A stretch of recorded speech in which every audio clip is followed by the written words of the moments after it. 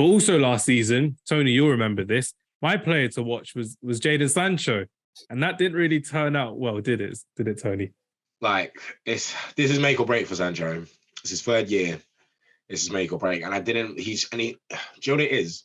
I feel like you can give up with a player when they don't show glimpses and they don't do it consistently. But with Sancho last season, he showed it was officially statistically his best season at United, which isn't hard. But he showed some glimpses. I think of the Liverpool at home goal.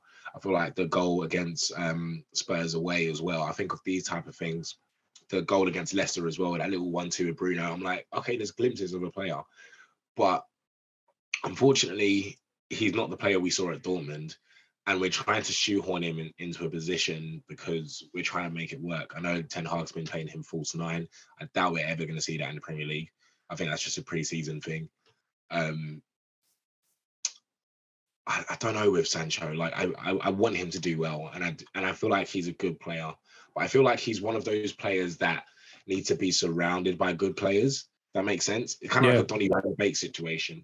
It's like these players have their certain type of football, and I think Donny and Sancho are a perfect example. They're like you touch, I touch football. Do you know what I mean? It's like the 1-2s. That's their bread and butter, and that's the way they play football.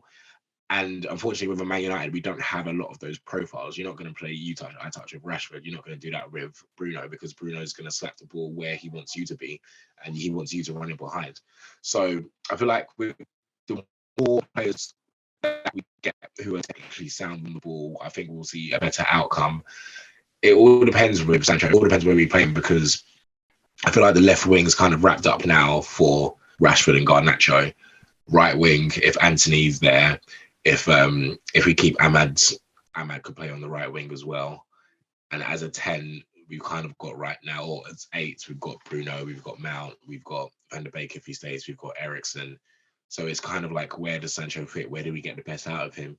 And I don't think it's the wings. I feel like Ten Hag said, like, we're trying to look for him in central position. So I don't think he's going to play on the wings anymore because he's not really running in behind. He's not really beating his man. And Ten Hag said it the other day, like, we don't really have that many wingers that are good on one-on-one situations, which is bare minimum for wingers. But anyway, so he's one to watch. I feel like wherever we stick him in, he has to do well this season, because if he doesn't, he might be looking at one to sell, because that's 3 years into his 5-6 year deal, and you're thinking, okay, 2 years left. If we don't sell him next season, then we had to sell him last season. So this is kind of a make or break season for him. I feel like he's still in the balance at the moment of whether we sell him or not. I feel like there's some United fans, if they would sell him now, they wouldn't really bat an eyelid. And then there's others that are like being like, come on, let's give him at least one more.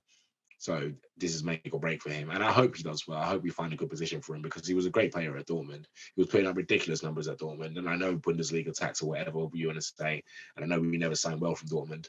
But as an English guy, he wanted to do well. And I feel like out of the England squad, especially with the Euros coming up as well, this is a big year for him. So he's looked sharp in pre-season, which is fine. But I feel like he looked sharper because he was one of the guys he had a longer holiday. He wasn't playing any football during the summer, and he's played every single preseason game so far.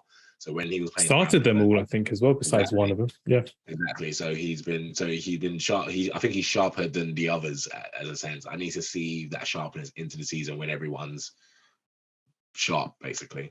So yeah, he's my one to watch. Excellent.